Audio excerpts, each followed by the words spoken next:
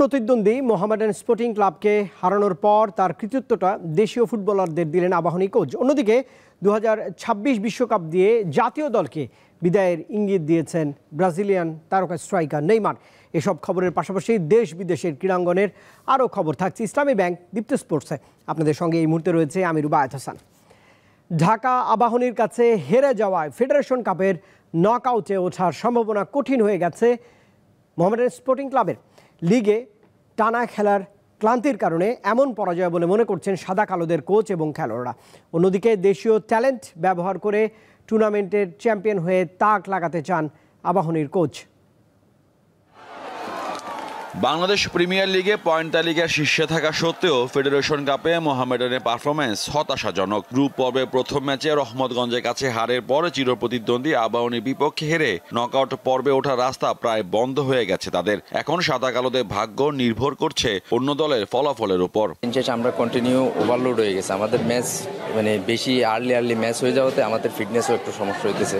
চাপে তো অবশ্যই, গতবারের আমরা চ্যাম্পিয়ন টিম, এইবার তো অবশ্যই চাপে পড়ে গেলাম, এখন তো আনসার্টেন হয়ে গেছে। 3 দিন আগে একটা ম্যাচ গেছে আমাদের শনিবারে, আমাদের প্লেয়ার একটু ক্লান্ত, আর সবাই চেষ্টা করছে আমাদের জয়ের জন্য, প্লেয়াররা সবাই চেষ্টা করছে। আমাদের আবার 3 দিন পরে আবার ম্যাচ, লিগের ম্যাচ, তো আমরা ওইখানে ফোকাস করতেছি।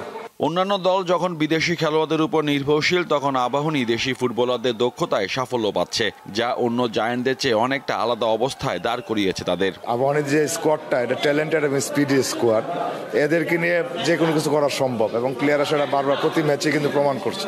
এক্সাইটেড কাজ করে অনেক ভিতরে, আর উইনিংটা আমাদের খুব দরকার ছিল। অবশ্যই ফ্যামিলির সাথে থাকলে তো অবশ্যই এটা অনেক ভালো লাগে, এনজয় করছি অনেক। মঙ্গলবার ম্যাচে 74 মিনিটে ইব্রাহিমের জয়সূচক গোলে পাল্টে যায় দৃশ্যপট। একটা সময় বসুন্ধরা কিংসের জার্সিতে খেলা উইঙ্গার মোহাম্মদ ইব্রাহিম দল পাল্টে এখন নাম লিখিয়েছেন আকাশী নীল ক্লাবে। কুমিল্লা সাদা কালোদের জালে বল জড়ান তিনি, জার্সি খুলে অবশ্য দেখেন হলুদ কার্ড। আবাহনীর ঋণ শোধ করছি আমি, আমার অনেক দিনের ইচ্ছা ছিল। আমি যখন মোহামেডানে খেলি আবাহনীর এগেনস্টে গোল করে জার্সি খুলছিলাম। আমার অনেক দিনের ইচ্ছা ছিল, যখন থেকে এই আবাহনীতে কনফার্ম হয়েছে মোহামেডানের এগেনস্টে গোল করে আমি আবার জার্সি খুলবো। গোল করার পরে ওই কথাটাই মাথায় ঘুরছিল আমার।